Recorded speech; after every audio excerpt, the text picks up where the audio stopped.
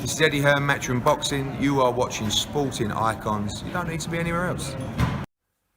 Okay, so the heavyweight rankings that I released a couple of weeks ago, obviously some changes have happened because some fights have happened.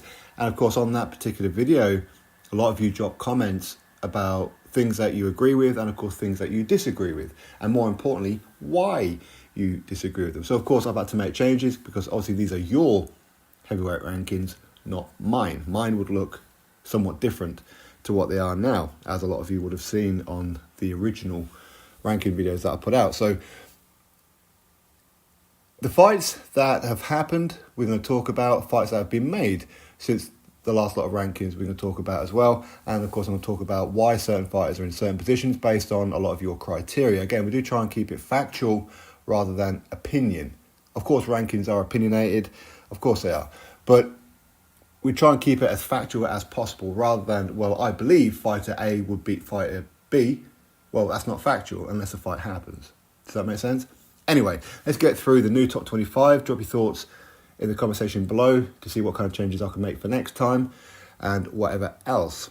Again, we're never going to agree on everything, but here we go. Number 25, Justice Huni. Number 24, F.A. Jagba. Number 23, Frank Sanchez. Number 22, Derek Chisora. Number 21, Bakole Jalalov. Number 20, Fraser Clark. Number 19, Fabio Wardley. Number 18, Otto Wallin. Number 17, Arsenbek Makhmudov. Number 16, Hughie Fury. Number 15, Martin Bakole. Number 14, Deontay Wilder. Number 13, Jared Anderson. Number 12, Andy Ruiz Jr. Number 11, Michael Hunter. Number 10, Filip Hrgović. Number 9, Ajit Cabello. Number 8, Joyce. Number 7, Dillian Whyte. Number 6, Zhilei Zhang. Number 5, Joseph Parker. Number 4, Daniel Dubois. Number 3, Tyson Fury. Number 2, Anthony Joshua. And number 1, Oleksandr Usyk. So there you have it. There's a new top 25. I think a lot of you will say it's better than what it was a couple of weeks ago, as per some of the amendments, changes that I've made based on your comments. And of course, a couple of fights have happened since then. Now, before I get into why certain fighters are in certain positions, obviously let's go through a couple of the fights that have happened in the last couple of weeks. Deontay Wilder got knocked out in round number 5 by Zhilei Zhang. So, of course, that boosts Zhilei Zhang up by a position or 2. Obviously, Wilder, now he's lost 4 of his last 5 fights. 3 of those by knockout. Not my opinion, fact. So, of course, he has to drop right the way down. Again, some of you may say, but Wilder, he would knock out Michael Hunter, or he would knock out Dillian Whyte, or he would knock out Daniel Dubois. That's opinion. That's not fact. Okay, until we see it happen, it's just opinion. Do you see what I'm getting at? But again, that's a good thing about the heavyweight division. All it would take for Wilder, if he wasn't to retire, is to have one good win. And one good win makes you a talking point again. That's the great thing about the heavyweight division, okay? So let's see what Wilder does going forward. Other fights that have happened, of course, would be Daniel Dubois. He defeated Filip Hrgović by stoppage, doctor's cut if you like. But very good performance. Daniel Dubois, he's on back-to-back wins now over undefeated fighters, Jared Miller and now Filip Hrgović. And now, of course, he's the IBF mandatory and looks like he's going to be the front runner to be taking on Anthony Joshua at Wembley on September the 21st, I believe it is. So, again, as I just spoke about with Wilder, a win or 2 here and you're right back in the mix. Whereas a lot of people wrote off Daniel Dubois, obviously because of what happened with Joyce, because of what happened with Oleksandr Usyk, and to a lesser extent, that fight with Kevin Lerena. A couple of good wins, you're right back in the mix. Great thing about heavyweight division, right? Obviously, as a consequence of that, Filip Hrgović has dropped down to the number 10 position. Some say maybe he should drop down a little bit further. But again, you could really look at that fight and say, well, Daniel Dubois was using dirty tactics, using the head and whatever else. But as I've always said, as much as I don't like it, you fight until the referee tells you to stop. And Daniel Dubois, now being trained by Don Charles, is anybody surprised? Let's be real about it, okay? Now, Michael Hunter, he's in at number 11. Now, he has had a fight recently. He fought this last weekend against Cassius Chaney. Cassius Chaney, who had only lost 1 fight before. I forget the name of the guy who beat Cassius Chaney. I think it was a guy who Jared Anderson defeated last time out. Very, very boring fight what Jared Anderson had.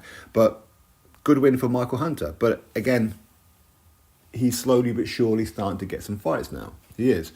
whether it be exhibitions, whether it be pro fight. So, and now he's the WBA Gold Heavyweight Champion, for whatever that means. That will probably mean he's going to end up fighting Manuel Char for the WBA regular strap.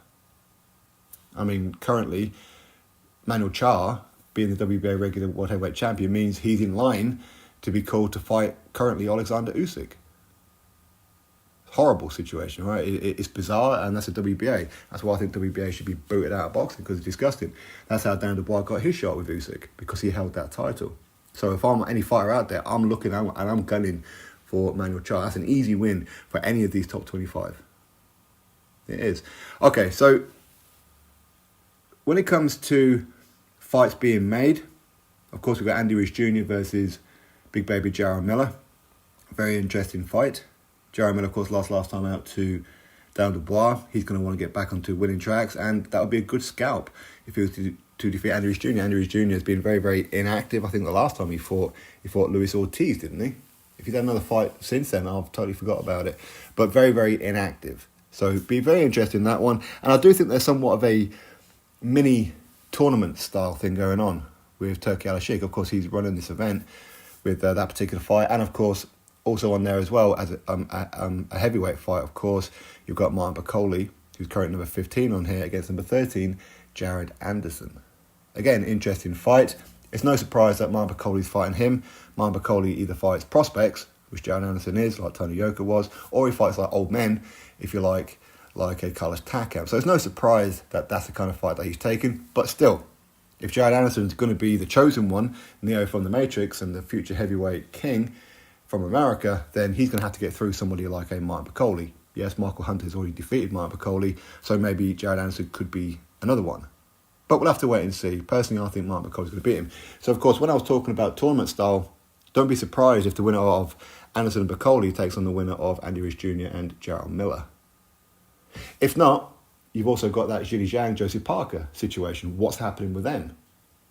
Because neither one of them is going to get the Anthony Joshua fight you wouldn't have thought next, and whatever else. They don't get a title shot. Could they rematch each other? Possibly. But again, they could end up fighting one of these kind of fellas. So going by what Turki Al-Sheikh likes to do, as he is a boxing fan, and as boxing fans, we all look to see what's next, try and build and try and see what the path is. So don't be surprised if that happens. Okay, so let's go back into the top 10. So, of course, that's going to be the most debate for a lot of people. Now, I dropped down Dillian Whyte a couple of positions because a lot of you said so. Now, what I'm uneasy about on this one, much like I'm uneasy about Joe Joyce, is the fact, okay, let's look at Joe Joyce. Right, before we talk about Dillian Whyte. So Joe Joyce, number 8. Dan Dubois is number 4. Joseph Parker is number 5. Joe Joyce has knocked both of those out. Both of them. So should he be behind them two? Should he? Again, you see, you could argue Dan Dubois, back-to-back wins over Miller and Herkovich. Excellent. Joseph Parker, back-to-back wins over Zhilei Zhang. Very close fight for sure. And, of course, a win over Deontay Wilder. So, again, there's a debate to have. There's a very strong debate, okay, for and against. Much like with Dillian Whyte as well. Dillian Whyte has defeated Joseph Parker. He has. So should he be below Joseph Parker? Again, it would be opinion if, well, Joseph Parker would beat him now in a rematch. Well, that's opinion. Until we see it, we don't know that. Much like we don't know if Dan Dubois would beat Joe Joyce in a rematch. We don't know any of these fights until we actually see them. We can have opinions on it, and that's kind of my point. That's why I'm a little uneasy about certain rankings. I do like to reward fighters with rankings based on what they have done as well. Yes, of course, current form and everything has to figure into it. I mean, with Dillian Whyte, I mean, maybe, okay, so, listen, he's got a very good resume, and I think people do forget that. He has defeated a Povetkin. Yes, of course, he lost to Povetkin originally in a fight that he was dominating, but he got him back in a rematch. He has defeated a Joseph Parker. He has been in there with Anthony Joshua. He has been in there with Tyson Fury and whatever else, okay? So, he is a warhorse. Yes, of course, you don't necessarily get points, if you like, for fighting people. Otherwise, Derek Chisora would be number 1, wouldn't he? But again, you can look at Dillian Whyte being above Joe Joyce because Joe Joyce is about to fight Derek Chisora, who Dillian Whyte's beaten twice, one of them by knockout. Lots of debates to have, okay? Anyway, now, Huey Fury. Again, Huey Fury was somebody who I dropped down a couple of positions based on what a lot of you were saying. Again, even though I disagree with it, I think people forget he was actually British heavyweight champion. But he has been very inactive, that's for sure, through no fault of his own. Illnesses and all that kind of stuff happen. And he is on a back-to-back winning streak now since his comeback. He's had two, I don't want to say journeyman wins, because one of them was well, he had a pretty decent record, didn't he? So he's looking pretty good. And again, he's going to be out end of the month in Coventry. Also on the undercard will be Arlo Stevens. He's a good lad. I've seen him spar many rounds. Very, very good fighter, Arlo Stevens, sorry. Heavyweight as well. Very, very good, very strong, very upright. Can box, and he's strong as well. That said, Huey Fury. Now, Huey Fury out in Coventry at the end of the month. Who's he going to fight? I don't know. There's no opponent officially announced yet. Maybe they already know, but it hasn't been announced yet. But for me, just get back in there, get a win. Okay. Now, ideally, I would prefer it to be somebody who we're kind of familiar with, rather than take on a journeyman, for example. Take on, say, a Tommy Welsh. Take on a Franklin Ignatius or someone like that, or Luis Ortiz, or however it may be. Okay, somebody who's going to come to win. And then after then, should he win, of course, look at a Manuel Charles for that WBA strap, then you become a talking point, as I've already touched on. Or maybe look at Ajit Cabiel. Ajit Cabiel, who's currently here at number 9, has been on a bit of a run lately, hasn't he? He's still undefeated, former European heavyweight champion, 2-time. He did vacate the belt rather than fight Joe Joyce at one stage. For me, that's a black mark against his name for that one. But he does have good wins over Makhmudov, and he does have a good win also against Frank Sanchez. Makhmudov, of course, he broke his hand in the first or second round, I think it was, or was it his elbow? It was one of the two. But still, that's not Cabiel's problem, is it? He got the win, and that's what's important. Much like with Frank Sanchez. But again, I've always said Frank Sanchez is overrated. I've always said it. So maybe Huey Fury or somebody can get hold of Ajit Cabiel. Because again, he's a talking point right now. He's in favour with the Saudis, and he's very highly ranked. That's a very winnable fight for a Huey Fury. It is. It's a very winnable fight for a Joe Joyce or a Dillian White or however. But it's going to be interesting. Personally, I think Ajit Cabiel will end up fighting Zhang or Parker next. That's what I think will probably happen. But going forward, listen, we can look at certain fighters. We can look at number 21, Jalilov. Okay, we can look at his amateur background with the Olympics and all that kind of stuff, and based on what he's been doing in the professional game, okay, he's in and out of it all the time, but he looks like a real problem, doesn't he? He could legitimately beat most of these here. But again, that's opinion. Until he does it, that's all we have. All we have is opinion. It looks like number 19, Fabio Wardley, will be having a rematch with number 20, Fraser Clark, on the Joshua and potentially down Dubois undercard at Wembley in September. That'd be great to have that rematch. That'd be, our first fight was fantastic. But yeah, it is going to be very, very interesting to see what happens over the next couple of months. And I fully expect these rankings to be totally changed. Again, just to finish up on Dillian White, before we close off on that one, maybe he's at the end of the road now. Maybe he's washed up and whatever else. Who knows, okay?